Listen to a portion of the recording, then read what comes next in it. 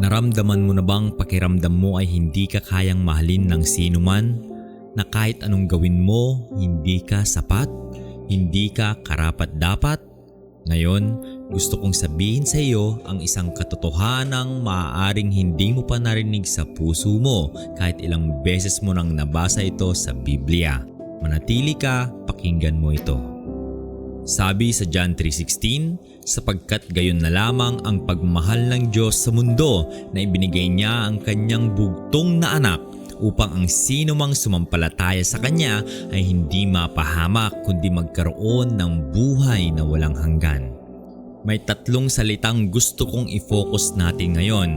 Gayon na lamang.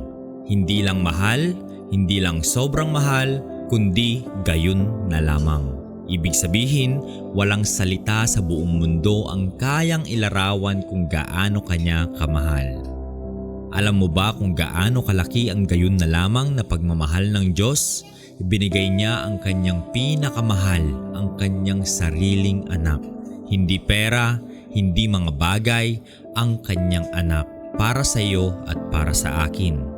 Isipin mo ito, ikaw na may lahat ng pagkakamali, lahat ng kasalanan mo, lahat ng mga sandaling tumalikod ka sa Kanya, ikaw pa rin ang pinili niyang iligtas. Hindi dahil karapat-dapat ka, kundi dahil gayon na lamang ang Kanyang pagmamahal.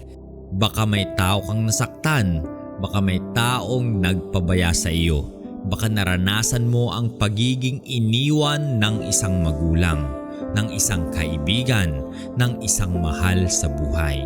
At dahil sa mga karanasang iyon, nahirapan kang maniwala na may nagmamahal sa iyo ng tunay. Pero pakinggan mo ito. Ang pagmamahal ng Diyos ay hindi katulad ng pagmamahal ng tao. Hindi ito nagbabago. Hindi ito nakasalalay sa iyong performance.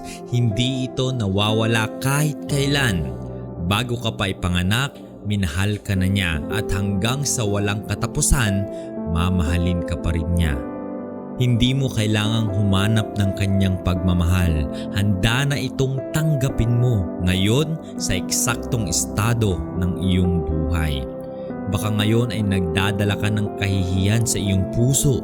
Isang bagay na nagawa mo o hindi mo nagawa, na pakiramdam mo ay hindi ka na kayang patawarin. Baka pakiramdam mo ay masyadong malayo ka na sa Diyos para bumalik. Pero ang John 3:16 ay nagsasabi ng isang bagay na malinaw. Ang Diyos ay hindi nagpadala ng kanyang anak para hatulan ka. Nagpadala siya para iligtas ka. At ang pagligtas na iyon ay para sa iyo ngayon sa araw na ito. Tanggapin mo ang pagmamahal na iyon. Hindi mo kailangang maging perpekto. Pumunta ka lang sa Kanya at maranasan mo ang pagmamahal na hindi kailanman mabibigo. Manalangin tayo. Panginoon, salamat po sa iyong pagmamahal na hindi kayang ilarawan ng anumang salita. Salamat na kahit hindi kami perpekto, pinili mo kaming iligtas. Ngayon, tinatanggap namin ang pagmamahal na iyon.